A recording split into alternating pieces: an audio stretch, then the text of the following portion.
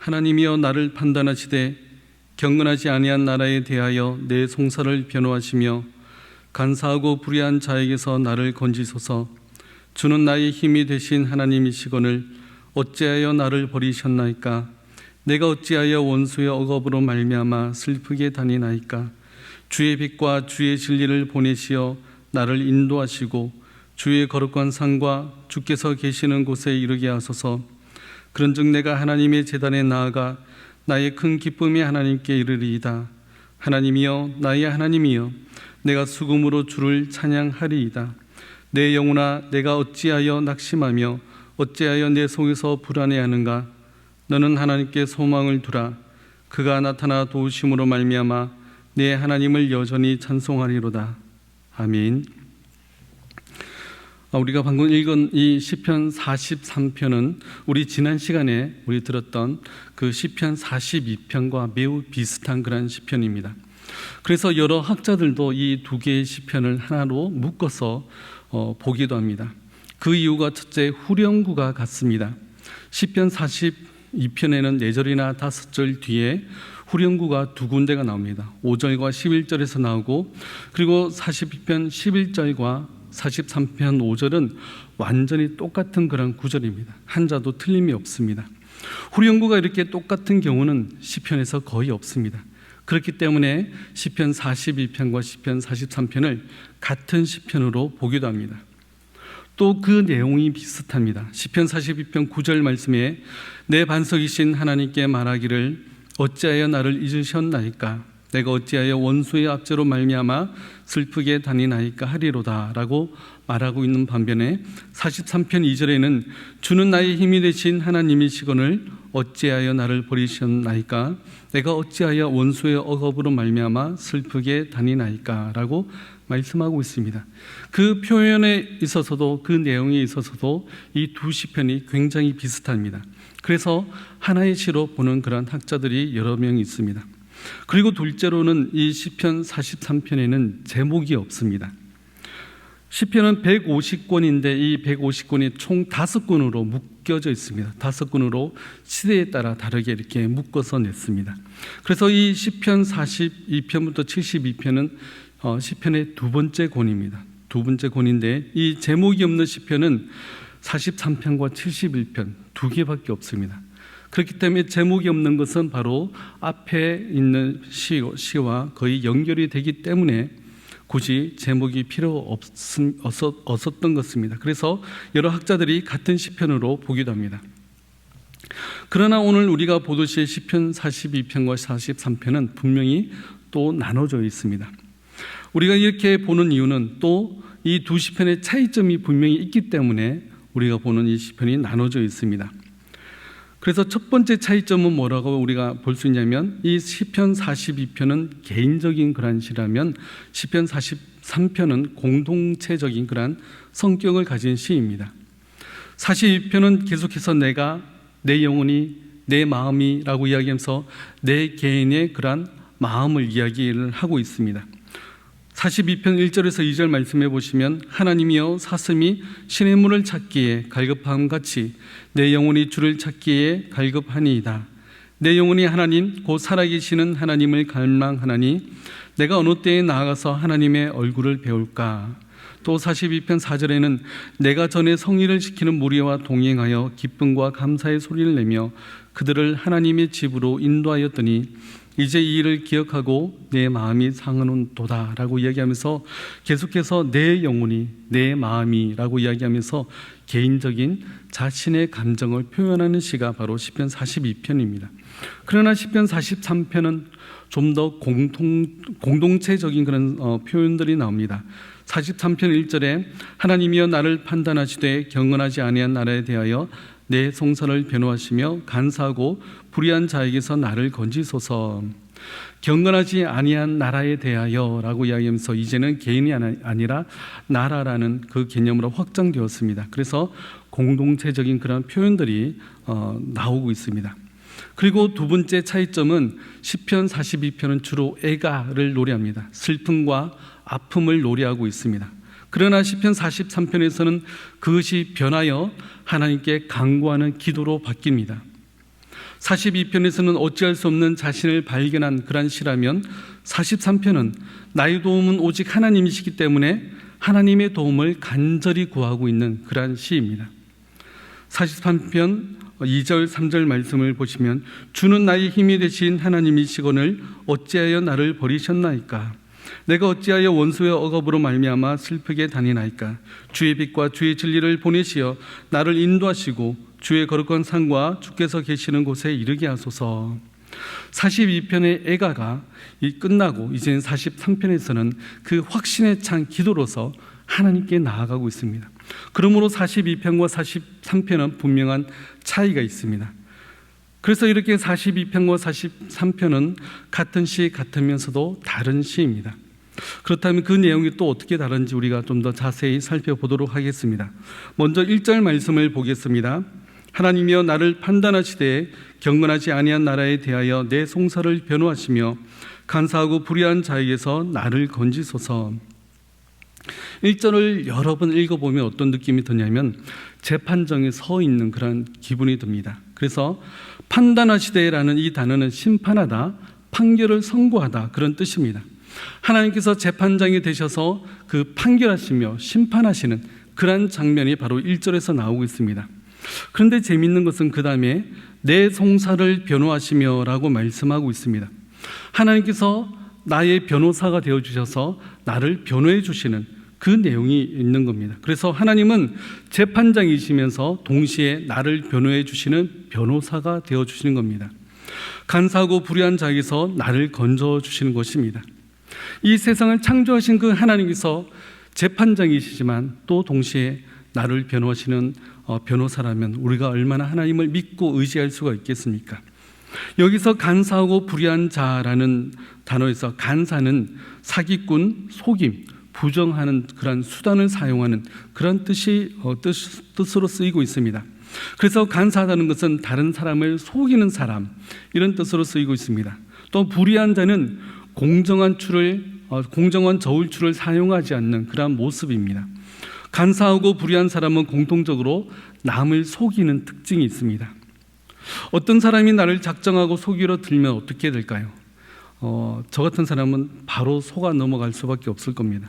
게다가 그 속이는 사람이 그 일에 대한 전문가이고 나는 그 일에 대한 초보자라면 당연히 속을 수밖에 없습니다. 그리고 그 일을 속이는 사람이 한 명이 아니라 여러 명이 합심해서 나를 속이려 든다면 저는 속을 수밖에 없습니다. 그러나 하나님께서 도우시면 이 모든 어려움에서 건져질 수가 있는 것입니다. 재판에서 하나님은 재판장이시면서 동시에 나를 변호하시는 변호사가 되어주셔서 하나님이 나를 도우시면 내가 어떠한 그러한 어려움과 시험 가운데 있다 할지라도 우리는 구원받을 수가 있는 것입니다. 야곱이 20년간 라반의 집에서 일하다가 라반이 도저히 자신을 놓아줄 것 같지 않은 그런 생각이 들었습니다. 그래서 이 야곱은 모든 가족과 재산과 가축을 데리고 외삼촌 라반을 몰래 도망가게 되었습니다. 사흘이 지나서 라반이 알아차렸습니다. 그래서 이 라반은 싸울 수 있는 사람들을 모아서 이 야곱을 쫓아갑니다. 7일간을 쫓아가면서 그 마음 가운데 얼마나 화가 올라와 있겠습니까? 만약에 그냥 이 라반이 야곱을 만나게 된다면 야곱이 막대한 피해를 입게 되었을 것입니다. 그런데 그 7일째 되는 밤에 하나님께서 라반의 꿈에 나타나셔서 이렇게 말씀하십니다. 너는 산과 야곱에게 선악간에 말하지 말라. 선악간에 야곱에게 말하지 말라. 하나님께서 간섭하셔서 그 라반이 야곱을 치려고 하는 그 순간에 하나님께서는 그 라반의 마음을 움직이셨던 것입니다. 만약 하나님이 도우시지 않았다면 엄청난 피해로 말미암아 어려움을 겪었지만 그러나 하나님은 마음을 움직이는 사람의 마음을 움직이는 분이시기 때문에 하나님이 야곱을 구원해 주셨습니다. 또한 바울이 천부장에게 잡혀갔을 때 유대인들이 당을 지어서 맹세합니다. 바울을 죽이기 전에는 아무것도 먹지 않겠다 이렇게 맹세를 하고 그렇게 맹세한 사람이 40명이나 됩니다. 그래서 그 유대인들이 맹세한 그 유대인들이 그 천부장에게 요구합니다. 바울에 대해서 더 자세히 알아보려고 하니 데리고 내려오라라고 요구를 합니다. 그러면서 이 40명이 그 내려가는 길목에서 매복하여 하게 됩니다. 하나님은 그 사실을 바울의 생질에게 알려주시고, 그리고 그 바울의 생질이 천부장에게 찾아가서 그 사실을 알렸고, 바울은 생명을 건질 수가 있었던 것입니다. 만약에 하나님이 간섭해 주시지 않았다면 바울은 그 길목에서 죽을 수밖에 없었을 것입니다. 사람이 나를 속이려고 작정하고 달려들면 우리는 속을 수밖에 없습니다. 그러나 하나님이 우리를 구원하시고 도우시면 우리가 그 어려움과 시험 가운데서도 우리가 건져내질 수가 있는 것입니다. 우리도 오늘 시편의 기자처럼 우리도 간구해야 됩니다. 간사하고 불의한 자에게서 나를 건져 주시옵소서. 하나님, 저는 약합니다. 부족합니다. 하나님이 나의 재판장과 변호사가 되어 주셔서 나를 모든 불의에서 건져 주옵소서. 오늘날 우리가 하나님께 드릴 기도가 이런 기도가 되어야 될 것입니다. 2절과 3절 말씀도 비슷한 관점에서 하나님께 계속 간구하고 있습니다. 2절과 3절 말씀을 보시면, 주는 나의 힘이 되신 하나님이시거늘 어찌하여 나를 버리셨나이까? 내가 어찌하여 원수의 억압으로 말미암아 슬프게 다니나이까? 주의 빛과 주의 진리를 보내시어 나를 인도하시고 주의 거룩한 산과 주께서 계시는 곳에 이르게 하소서. 2절에 나의 힘이라는 단어가 나오는데요, 여기서 힘이란 뜻은 우리가 말하는 그냥 힘이 센 그런 뜻이 아니라 피난처, 요새, 도피처라는 뜻입니다. 그래서 하나님은 나의 힘이시다라는 뜻은 하나님은 나의 피난처심을 알고 믿는 그런 신앙입니다. 구약에도 도피성이 있었습니다. 구약 이스라엘의 전국에는 6개의 도피성이 있었는데, 이 도피성은 부지 중에 살인한 사람이 그 살해당한 사람의 가족으로부터 생명을 유지하기 위해서 피하였던 곳입니다. 이 도피성 안에 들어가면 그 누구도 이 사람의 생명을 해할 수가 없었습니다. 부지중이라는 것은 의도가 없이 죽이는 그런 살인입니다. 도끼질을 하다가 갑자기 도끼가 자루에서 빠져나가서 다른 옆에 있는 사람을 쳐서 사람을 죽이게 되는 그런 경우들입니다. 그래서 이 도피성에 들어가야만 그 사람이 생명을 유지할 수가 있었습니다. 그래서 나의 힘이 되신 하나님이라고 하는 것은, 하나님은 내 생명을 보존해 주시는 요새시다. 오직 내가 구원받을 수 있는 곳은 하나님의 품밖에 없다는 사실을 알고 또 하나님만 의지하는 그러한 신앙인 것입니다. 그리고 지금 시인이 주는 나의 하나님이 되신 하나님이시거늘라고 이야기하고 있습니다. 이 하나님이시거늘이라는 표현은 그 확신에 찬 표현입니다. 이 시인이 어떻게 이렇게 확신에 차서 하나님은 나의 피난처지 않습니까? 라고 이야기하면서 내 생명의 구원자가 되시지 않습니까? 라고 하나님께 확신에 찬 목소리로 기도를 하고 있습니다. 이렇게 확신에 차서 말할 수 있는 것은 시인과 하나님과의 관계 때문에 그렇습니다. 그것은 바로 변함없는 언약적인 그러한 관계 안에 있기 때문에 그렇습니다. 하나님께서는 나는 너희 하나님이 되고 너는 내 백성이 될 것이다. 이것을 하나님께서는 약속하시고 영원히 변치 않는 그러한 약속을 맺으셨습니다. 그리고 신약 시대에 와서는 예수 그리스도의 보혈의 피로 말미암아서 우리를 사셨습니다. 우리를 모든 죄와 수렁에서 건져주시고 우리를 하나님의 아들이라 딸이라 불러주셨습니다. 그리고 예수 그리스도의 그 피로 말미암아 언약을 맺어주셨습니다. 이 약속은 절대 변치 않습니다. 우리가 이 사실에 확신을 가져야 됩니다. 우리가 한번 하나님의 자녀가 되면, 또 우리가 하나님의 백성이 되면, 또 내가 실수하고 죄를 짓는다 하더라도 이 약속에서 전혀 변하지 않습니다. 내가 구원에서 중간에 떨어지거나 탈락하거나 이런 일이 있을 수가 없습니다. 왜냐하면 이 세상의 그 무엇도 예수 그리스도의 사랑에서 끊을 수 있는 것은 없기 때문에 그렇습니다. 그러므로 다시 하나님의 약속에서 떨어질까 봐, 내가 하나님의 구원에서 떨어질까 봐 걱정할 것이 아니라 하나님의 사랑 가운데 관한 그러한 확신을 가져야 되는 것입니다. 이런 확신 가운데서 시인은 계속해서 고백하고 있습니다. 2절을 한 번 더 다시 읽어보면, 주는 나의 힘이 되신 하나님이시거늘 어찌하여 나를 버리셨나이까? 내가 어찌하여 원수의 억압으로 말미암아 슬프게 다니나이까? 시편 42편 9절 말씀에 어찌하여 나를 잊으셨나이까 내가 어찌하여 원수의 압제로 말미암아 슬프게 다니나이까 라고 끝납니다. 그리고 시편 43편은 여기서 끝나지 않고 그 답으로 이어가고 있습니다. 그 답이 3절 말씀인데 3절에는 주의 빛과 주의 진리를 보내시어 나를 인도하시고 주의 거룩한 산과 주께서 계시는 곳에 이르게 하소서라고 고백합니다. 이렇게 시편 42편은 이렇게 애가로 끝나지만 시편 43편에는 분명한 답을 가지고 하나님께 나아가고 있는 시인의 모습을 볼 수가 있습니다.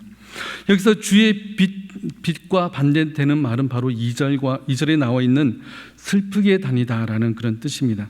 이 슬프게 다니다라는 원어의 뜻은 무엇이냐면 어둡게 다니다, 어두운 가운데 다니다 그런 뜻입니다. 어둡게 다니던 그 사람에게 간절하게 필요한 것은 바로 빛입니다.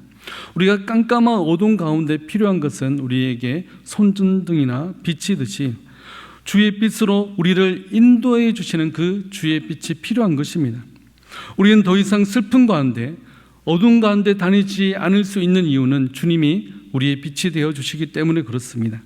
그리고 주의 진리라는 단어에서 이 진리는 하나님의 성실함이 내포되어 있습니다. 그러므로 주의 진리와 주의 성실하심으로 우리를 인도하시는 하나님이 계시기 때문에 우리가 그 어두운 가운데 더 이상 다니지 아니하고 빛 가운데 진리 가운데 하나님의 성실하심으로 말미암아 우리가 온전히 그러한 길로 나아갈 수가 있는 것입니다.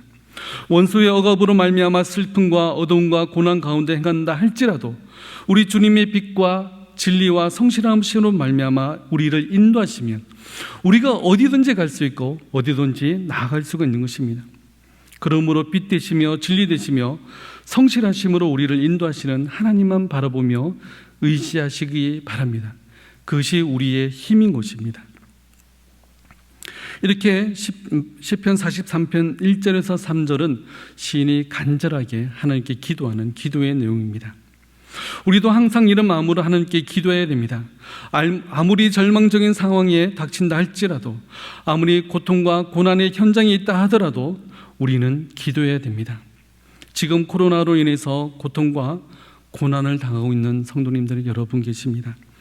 그렇다 하더라도 우리는 기도해야 됩니다. 왜냐하면 우리가 참으로 피할 곳, 우리가 참으로 의지할 곳, 참으로 우리를 구원해 주시는 분은 오직 하나님 한 분밖에 없기 때문에 그렇습니다.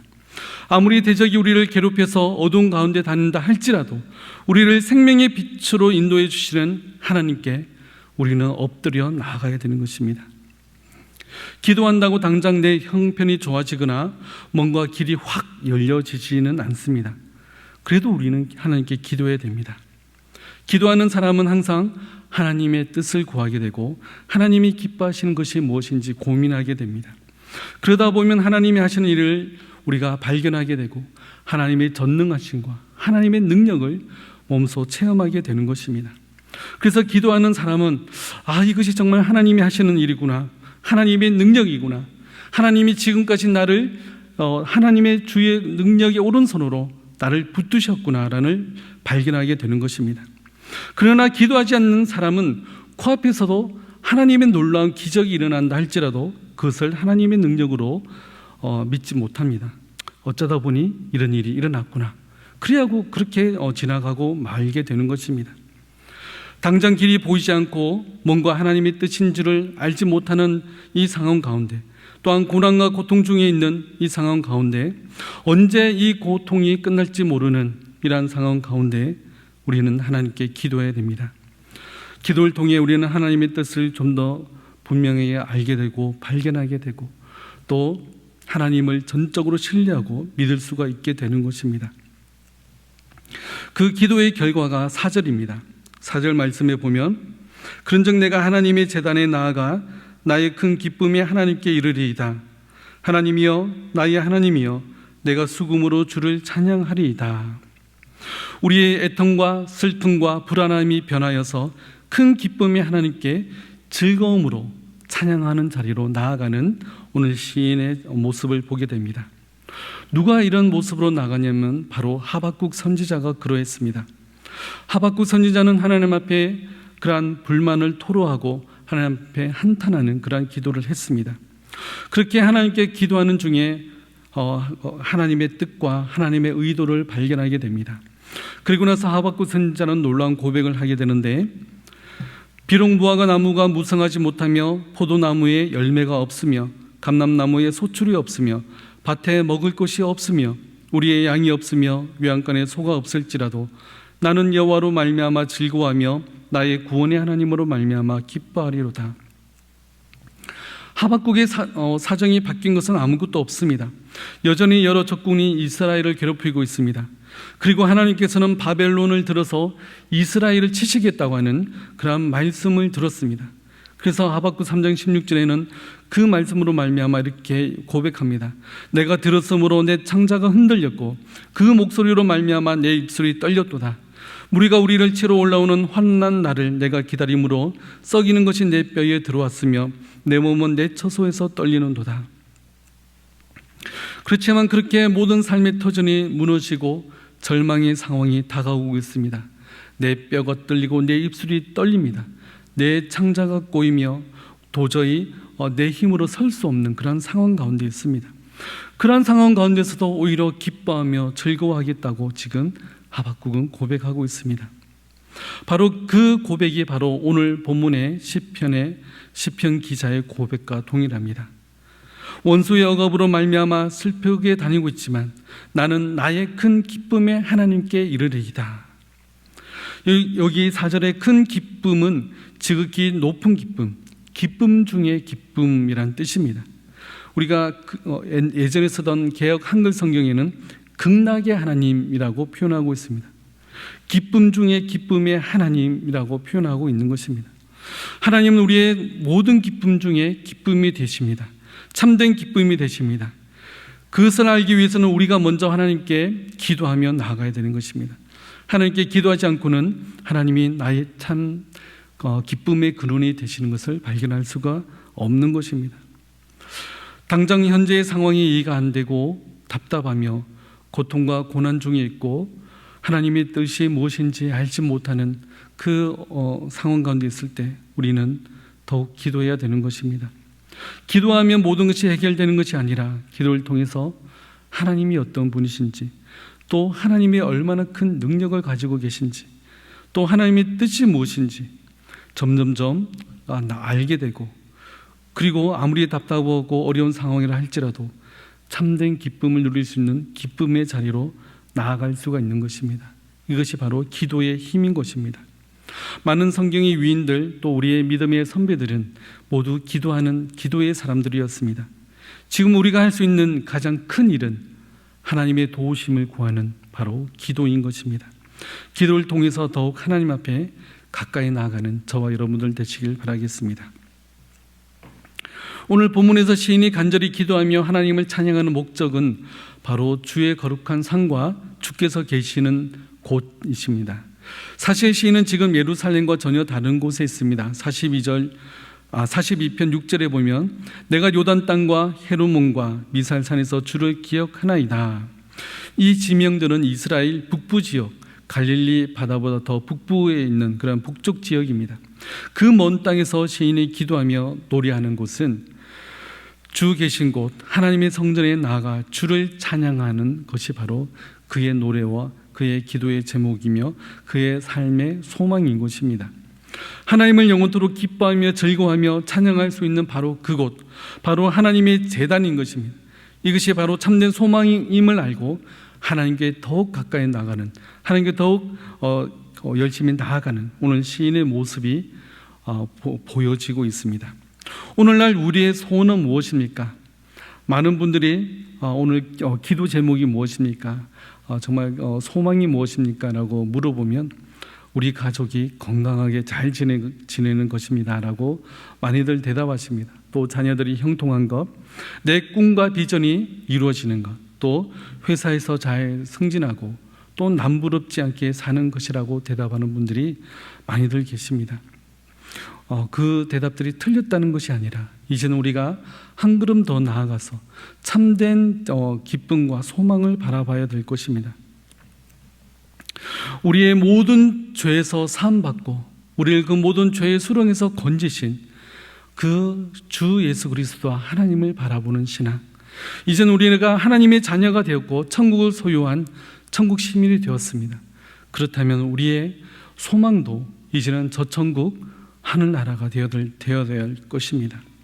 잠시 잠깐의 고난으로 말미암아 하나님을 배반하고 하나님께 등을 돌리는 것이 아니라 더욱 하나님만이 나의 참된 구원과 피난처가 되심을 알고 오직 하나님을 의지하고 하나님을 바라보며 하나님을 기대하는 우리 모두가 되길 바라겠습니다. 그러므로 오늘 5절에서는 이렇게 이야기하고 있습니다. 5절을 말씀을 보면 내 영혼아 내가 어찌하여 낙심하며 어찌하여 내 속에서 불안해하는가. 너는 하나님께 소망을 두라. 그가 나타나 도우심으로 말미암아 내 하나님을 여전히 찬송하리로다. 우리는 우리의 현실을 바라보면 두려움과 무서움과 또 절망할 수밖에 없는 그런 상황 가운데 있습니다. 걱정과 근심밖에 보이지가 않습니다. 그런데 시인은 자신을 향해 다시 말합니다. 내 영혼아 내가 어찌하여 낙심하며 어찌하여 내 속에서 불안해하는가. 너는 하나님께 소망을 두라. 하나님께 소망을 두라고 간절히 이야기를 하고 있습니다. 그런데 우리가 42편과 43편을 같이 우리가 묵상하다 보면 42편 11절과 43편 5절은 똑같은, 한자도 틀리지 않는 똑같은 그런 후렴구인데 느낌이 다릅니다. 42편에서는 그 자신의 애가로서 자신의 그런 불안한 상황 가운데서 너는 하나님께 소망을 두라 이렇게 명령형으로 다가옵니다. 불안하고 고통 중에 있지만 그래도 하나님께 소망을 둬야 되지 않겠냐라고 라는 그런 어감입니다. 그러나 43편의 그런 후렴구는 참된 구원과 기쁨의 근원이 되시며 나의 큰 힘과 피난처가 되시며 능력이 되시는 하나님이 나와 함께 계시기 때문에 너는 하나님께 소망을 두라. 네, 이런 느낌으로 다가올 수가 있습니다. 똑같은 후렴구이지만 그 내용에 따라 완전히 다른 그런 느낌으로 다가옵니다. 우리의 참된 소망은 하나님이십니다. 그 어떤 것도 아닙니다. 그 어떤 물질적인 것도 아니며 그 어떤 우리가 구하고 추구하는 그 어떤 것도 아닙니다. 우리의 참된 소망은 오직 하나님 한 분이십니다. 우리의 가장 복된 자리는 하나님이 찾으시는 바로 그 자리입니다. 그 자리는 고통과 고난 중에 있다 할지라도 끝까지 하나님을 의지하고 하나님을 소망하는 자리입니다. 한 번 찾고 실망하는 그러한 자리가 아니라 계속해서 끊임없이 하나님을 구하고 하나님을 찾는 그 자리가 바로 소망의 자리인 것입니다. 마지막 구절에 내 하나님을 여전히 찬송하리로다 해서 여전히를 원어 뜻을 찾아보면 반복해서 계속적으로 이런 뜻입니다. 여전히 하나님을 찬송한다는 것은 내가 반복해서 끊임없이 내가 어떠한 상황 가운데 있다 할지라도 내가 하나님을 찬송하며 하나님을 구하겠습니다. 하나님을 의지하겠습니다. 바로 그런 뜻입니다. 룻기에서 처음에 이제 시어머니와 나오미는 두 며느리들에게 너희 고향 땅으로 돌아가라라고 이야기합니다. 그런데 그 오르바라는 한 며느리는 돌아갔지만 룻은 끝까지 시어머니를 붙들고 쫓아갑니다. 그래서 룻기 1장 14절에는 그들이 소리를 높여 다시 울더니 오르바는 그의 시어머니에게 입 맞추되 룻은 그를 붙쫓았더라. 그래서 붙쫓았더라라는 단어가 바로 끝까지 붙들고 놓지 않고 따라가는 것입니다. 그것이 바로 여전히와 같은 뜻입니다. 에베소서 6장 18절에도 비슷한 말씀을 하고 있습니다. 모든 기도와 간구를 하되 항상 성령 안에서 기도하고 이를 위하여 깨어 구하기를 항상 힘쓰며 여러 성도를 위하여 구하라. 여기서 항상 성령 안에서 기도하고 깨어 구하기를 항상 힘쓰라라고 이야기하고 있습니다. 항상이 두 번이나 나와 있습니다. 항상 구하고 힘쓰는 것, 끝까지 인내하며 기다리며 바라보는 것, 이것이 믿음이며 이것이 신앙이며 이것이 우리가 할 일인 것입니다. 그런데 우리의 힘만으로는 불가능합니다. 우리는 너무나 쉽게 넘어지며 주저앉고 포기할 수밖에 없습니다. 그러나 나에게 힘을 주시며 능력을 주시는 하나님의 도우심으로 말미암아 이 일이 가능합니다. 아무리 현재의 상황이 어렵고 두렵고 무섭고 외롭고 지칠지라도 우리에게 힘과 도움과 피난처가 되시는 하나님, 빛과 진리로 우리를 인도하시는 하나님, 우리의 큰 기쁨이 되시는 하나님께 기도하며 의지하시기 바랍니다. 한 번 구하고 마는 것이 아니라 끝까지 여전히 항상 그리고 인내하면서 하나님을 붙들고 나아가는 것, 이것이 바로 하나님께 소망을 두는 것입니다. 내가 어떠한 낮은 자리, 어떠한 불행의 자리, 어떠한 고통의 자리에 있다 할지라도 끝까지 하나님을 붙들고 룻처럼, 그 시어머니를 따라갔던 룻처럼 끝까지 하나님을 붙들고 나가는 그 신앙이 바로 하나님께 소망을 두는 신앙인 것입니다. 오늘날 우리에게 필요한 것이 바로 이 소망입니다. 하나님께 소망을 두는 우리의 신앙의 자세인 것입니다. 지금 그런 어려운 가운데 처해 있는 우리 많은 성도님들, 또 우리가 이 하나님을 끝까지 붙들고 나감으로 말미암아 하나님께 소망을 두시고, 그리고 하나님이 우리를 주의 날개 그늘 안에 품으시고 피난처가 되어주신다고 약속하셨습니다. 그 하나님을 의지하며 믿음으로 나가는 저와 여러분들 다 되시길 바라겠습니다. 함께 기도하겠습니다.